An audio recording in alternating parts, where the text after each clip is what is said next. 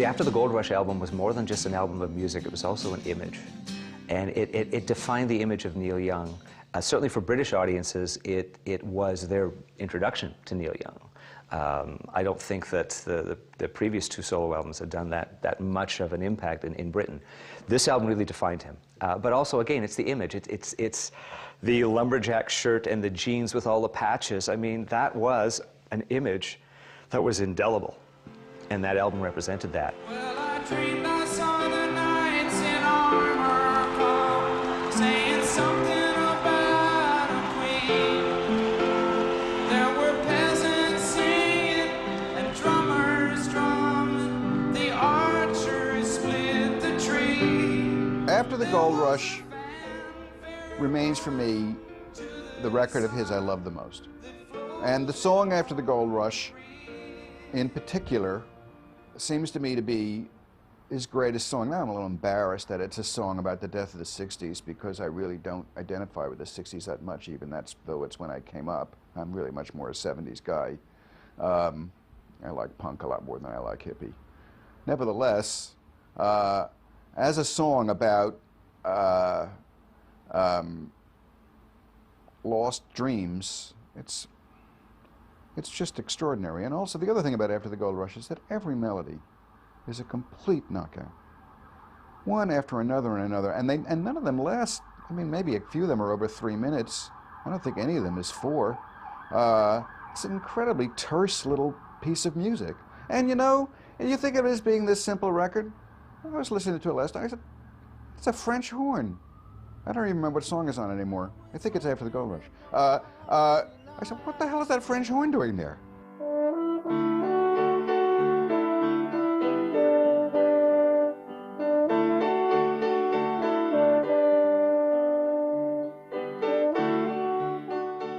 And that exemplifies his completely pragmatic attitude towards realizing the music.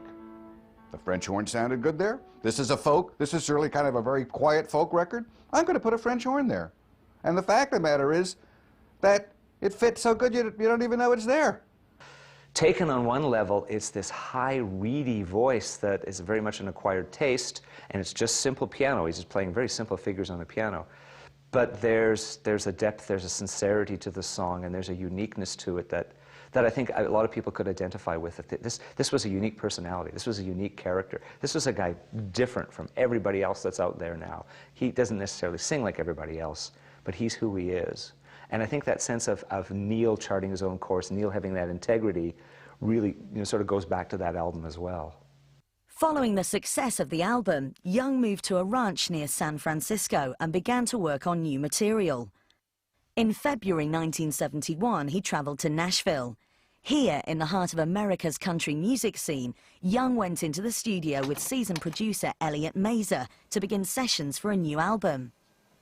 Nashville session musicians were employed to accompany Young, and for many, this move towards a country sound was no surprise. There was in the late 60s in Southern California a small group of musicians who had come out of the folk and folk rock scene who really were tired of the psychedelic excesses, the trippy music and the long guitar solos and all of that, who wanted a return to a more simple, basic American roots music. And they began to congregate together in places like the Palomino and the Troubadour and the Ash Grove, where they played country music. And they integrated country music into their folk and into their rock music. But I mean, that at the time was sacrilege, because country music was, Merle Haggard and Okie from Muskogee, which, was not hippie music at all. But again, they sought an honesty to their music.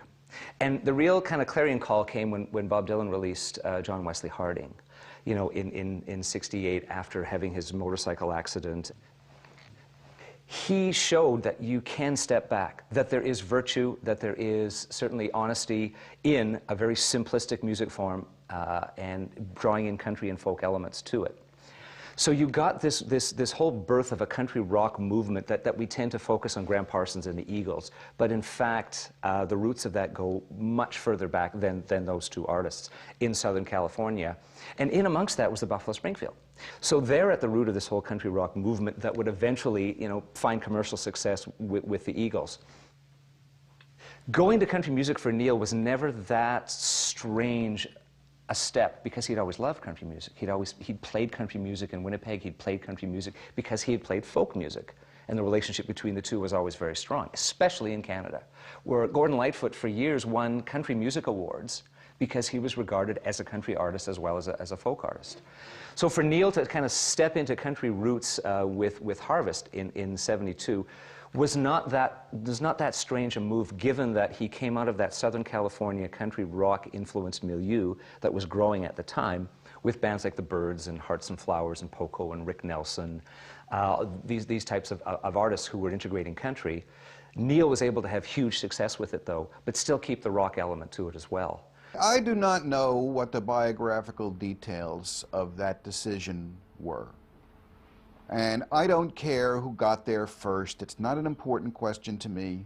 What I care is how well is it done, and how appropriate is it. For any folkie, and Neil Young is half a folkie, going to Nashville is the obvious thing to do. It is now, no surprise, the center of professional folk music in the United States.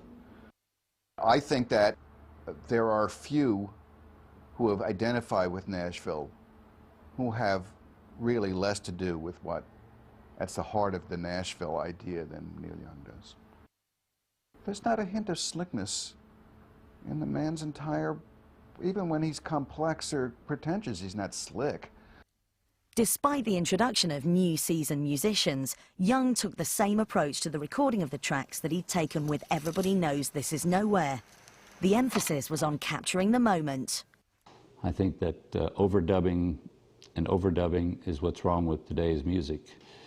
It's not a band playing, it's engineers and producers picking what's being heard. So I think that's what Neil likes, is the spontaneity of the first time around. It's almost, they may have played the song before to rehearse it, but now they're still working out parts in their minds and doing it live. And as it comes out of their heads, it's going to the tape. With further tracks recorded throughout the year, both in London and at Young's ranch, the album Harvest was released in February 1972. It would finally see Young pick up a massive worldwide following. Harvest is a beautiful album.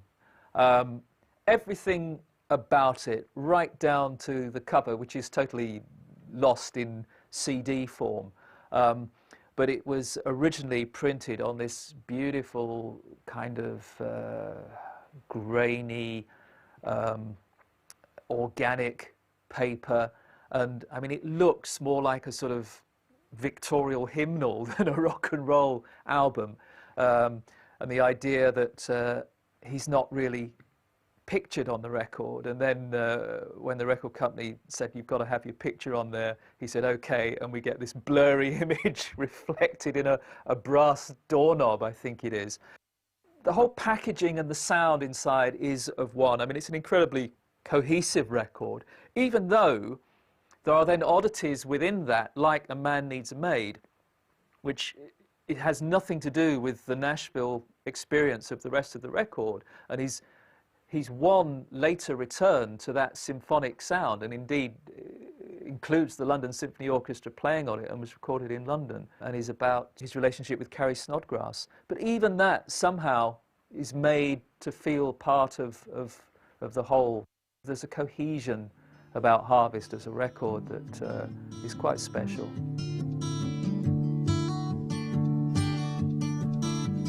Old man, look at my life, I'm a lot like you were.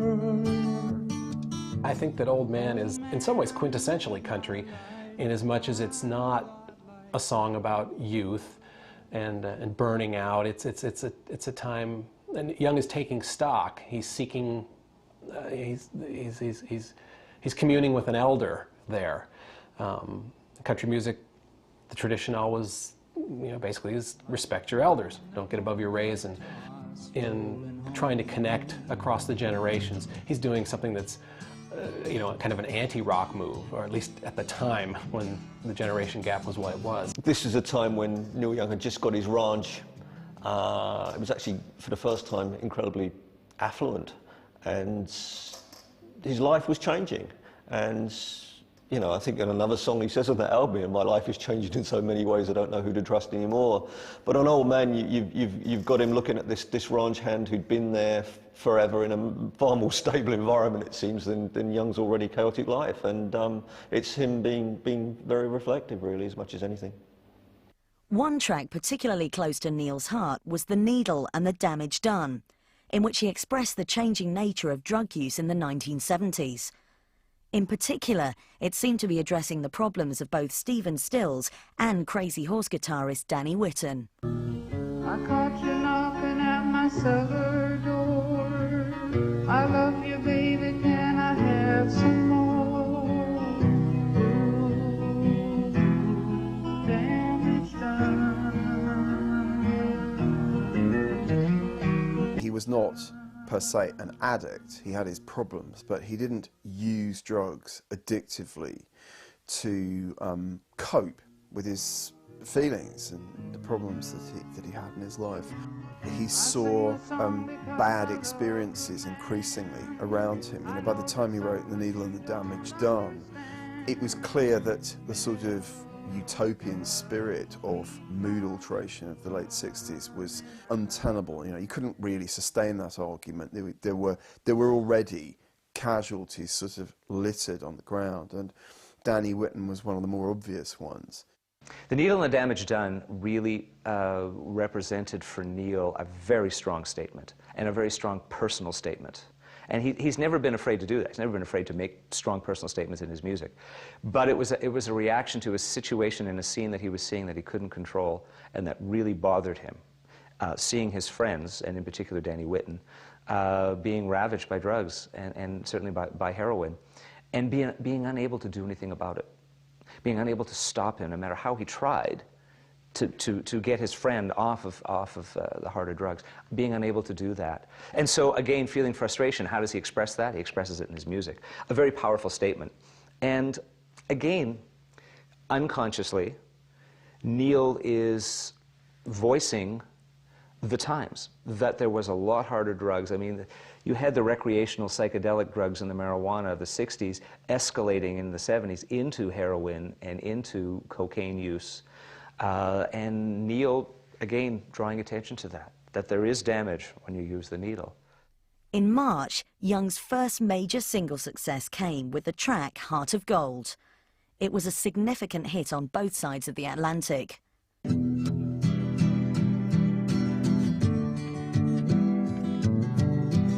I wanna live, I wanna give.